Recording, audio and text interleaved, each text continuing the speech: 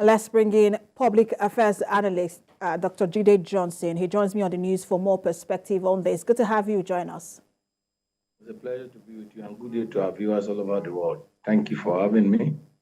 So when the federal government talked about the 8,000 naira cash transfer, the worry from Nigerians was that, look, would this end up in the pocket of individuals, considering the controversies that trailed previous palliative measures, especially during the COVID-19. But now that the state governments want to generate their own register for the cash transfer, the worry is whether this will not become a tool to reward political loyalists. And I just want to get your thought on that, the fact that state governments are taking over the cash register.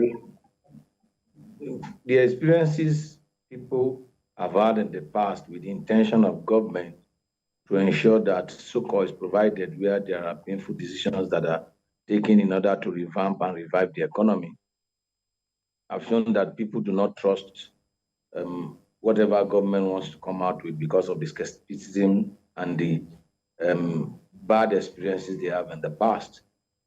And this particular step now is also susceptible to political implication, in the sense that if we really want to do this, I think we should go by the local government. The government that is closest to the people is the local government. It is easier for us to get the polling units closer to the people when it's time for election. So it shouldn't be difficult for us to get across. So if you can get the ballot across to the people during election, you should be able to get the deliverables of democracy to them through whatever means. And as far as I'm concerned, we have 3 tiers of government: the federal, the state, and the local government. This should be handled by the local government and not the state government. You give it to the people that are closer to the people, then you get it. By law, each local government has a social security board. Under normal circumstances, they should have this social register, because when initially the government said they were going to use the list that was used by the previous administration, that was condemned by even some of the governors that were in the previous administration, that did not raise any objection to that list when the list was initially used, and now raising an objection to it so that they will be given the power to come up with the list. I think the list, if you really want to achieve good result, the list should be run up by the local government and not by the state government. Otherwise, it will be subject to political manipulation, and it becomes a political tool in which either the governor can use to score political points or use to reward political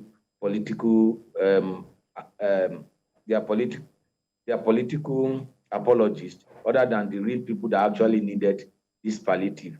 If you, like you said in the opening monologue, you knew what happened with COVID palliative. Government released the palliative, and people were using the palliative as if it was their constituency project. And we don't want that experience. And that's why a lot of people were skeptical with the initial list. And the National Economic Council met yesterday and they came up with this. But I think we should devolve it down to the local government. Dr. Johnson, interesting dimension there in terms of, the local government, and you also mentioned the polling unit, which is quite interesting. But what people really worry about is, again, monitoring. What kind of mechanism should be put in place to monitor when this starts, and who should put that mechanism in place? You see, in the first instance, I am against cash transfer. If you listen to the insert you had concerning the meeting, when the former central bank governor and the governor of Anambra State spoke with respect to what they are doing, and then juggling a lot of balls and talking about the injection of cash transfer and the capacity of cash transfer tending to contribute to the inflation rather than ameliorate the pains of the people. So in the first instance, I'm totally against cash transfer. There are other things we could do. One thing that came out of the meeting is the release of grains. You see, if we subsidize agriculture, we transfer the subsidy you are using for petroleum products, transfer it to agriculture, you have food security. Once there is food security, you solve the bulk of the problem in the society is solved when food security is guaranteed. So as far as this cash transfer are concerned, you could see the objections that were raised legitimately by governors that were in the previous administration that are now in new administration. The same thing will happen in the future when governors also will complain about this kind of model we want to adopt. The best model is for us to use the local government. And the local government, you have easy access to your local government chairman.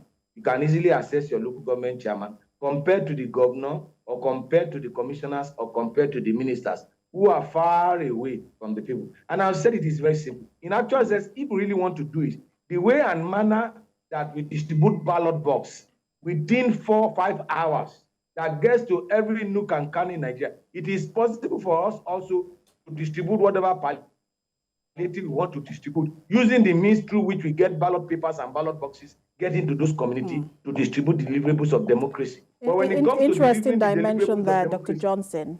Interesting dimension there. And you mentioned the local government chairman. If it's too far, you have your councillor. Thank you so much for talking to us, public affairs analyst Dr. Jide Johnson. It's a pleasure to be with you. Thank you for having me.